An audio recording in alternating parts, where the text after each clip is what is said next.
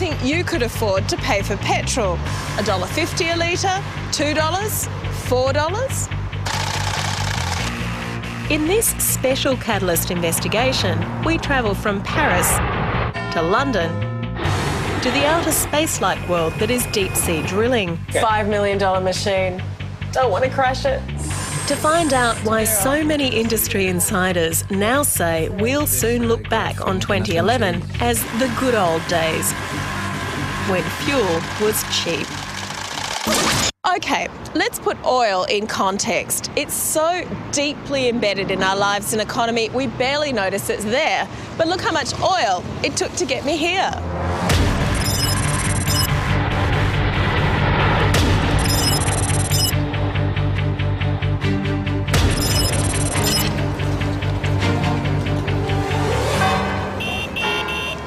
We use 88 million barrels of oil a day. Oil price impacts everything. Yet at some point, world oil production will peak and then decline. 5 years ago, when I first reported on this, the idea world peak oil was soon was sort of laughed at by the mainstream. So I'm curious, what are people saying now? Which is why my first stop is here. This is the headquarters of the International Energy Agency. It puts together all the forecasts on oil production over the next 20 years, and it's the body many governments, including our own, look to for accurate advice.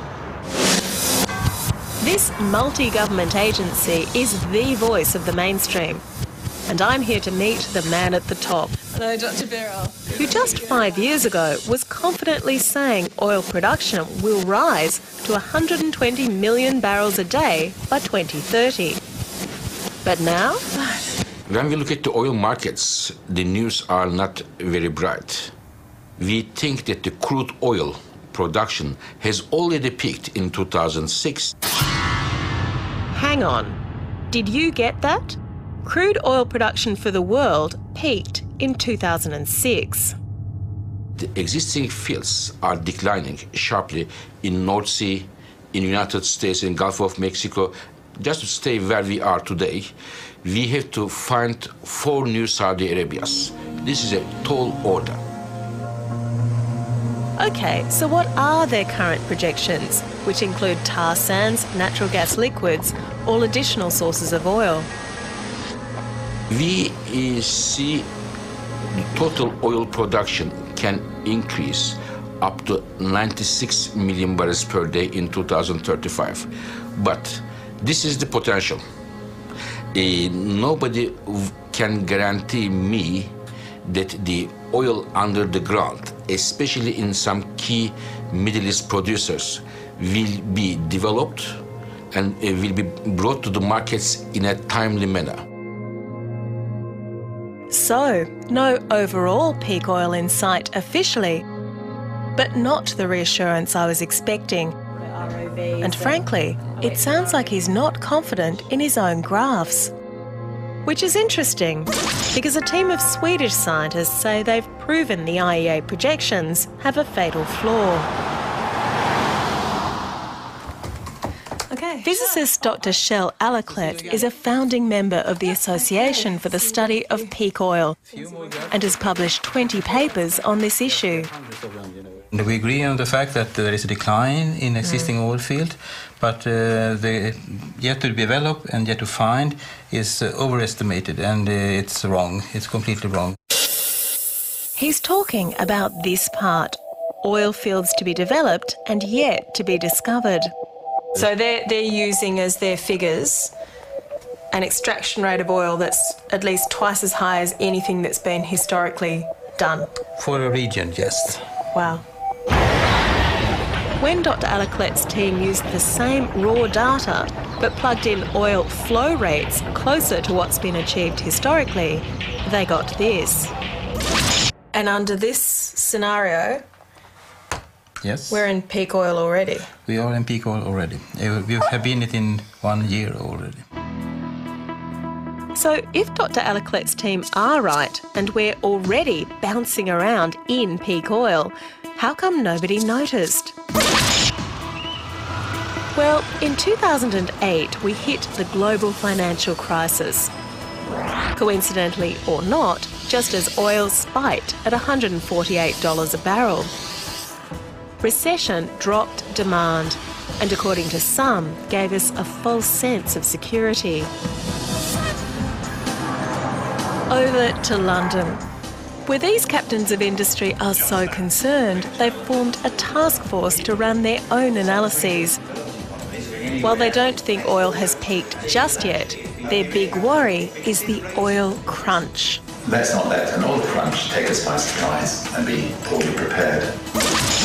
The oil crunch is when global supply fails to meet demand and starts to drop, and arguably, we fear, starts to drop so fast that you'd almost call it a collapse. All the calculations tell us that it's going to be no later than 2:14, and it could be as early as 2:30.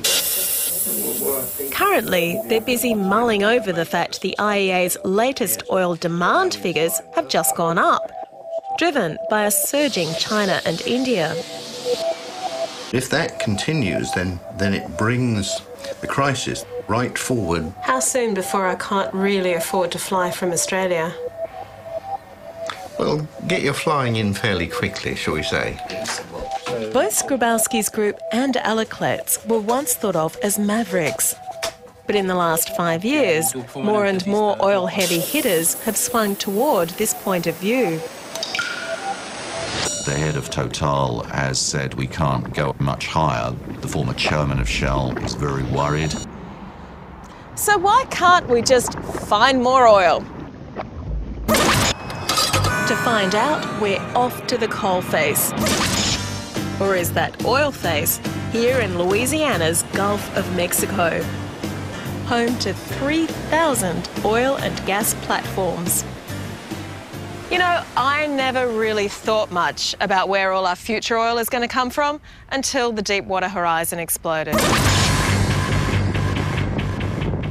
On that day, a surge of gas erupted up the drill hole and ignited, killing 11 and unleashing one of the world's worst oil spills. It literally sent shockwaves round the world. But what really had me baffled was the well was about this big. How come it took 80 days to cap it? Well, it turns out offshore oil ain't what it used to be. Wow, look at this thing.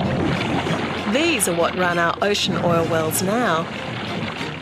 I'm visiting one of the world's largest manufacturers of remote-operated vehicles. This thing's capable of 3,000 to 4,000 meters. And we're drilling that deep now. Absolutely. It's not like sticking a pipe in the ground in Texas and shouting, I'm rich anymore, is it? No.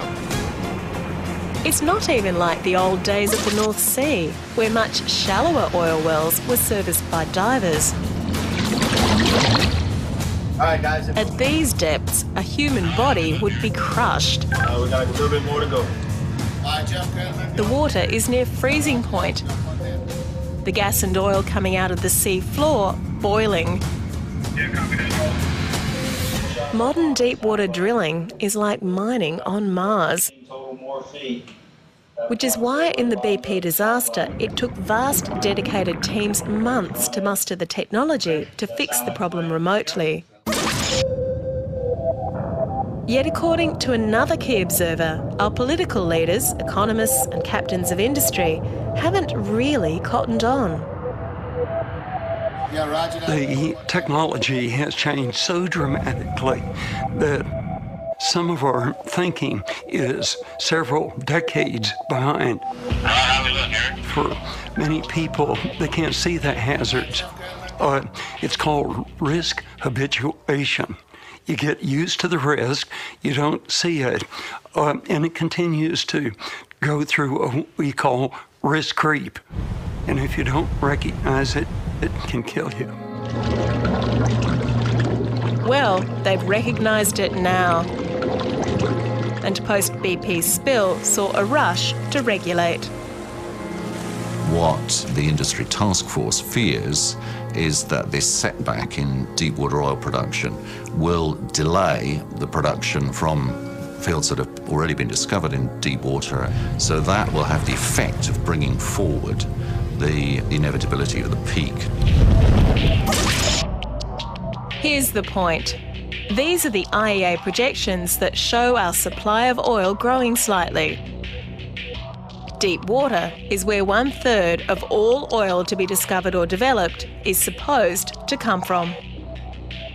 And while we've focused on deep water oil, similar problems are true of other putative crude replacements. Take tar sands. The biggest fraction are so deep, so you need to boil water and inject steam into the ground to soften it up and get it out, you know. To do that in the future, you need to build nuclear power plants just to boil water and inject that into the ground. And the Canadians are doing this now. So it's not going to come and save us, tar sands? Oh, no. It might be it save Canada. The trends are a clear measure of our desperation for new oil. We've got this rush, this push to develop these very hazardous reservoirs, and the industry is starting to scare even me. For final comment, I'd like to return to that former bastion of she'll be right, we've got plenty of oil, the International Energy Agency, whose graphs officially show a gentle rise in oil supply over the next 20 years.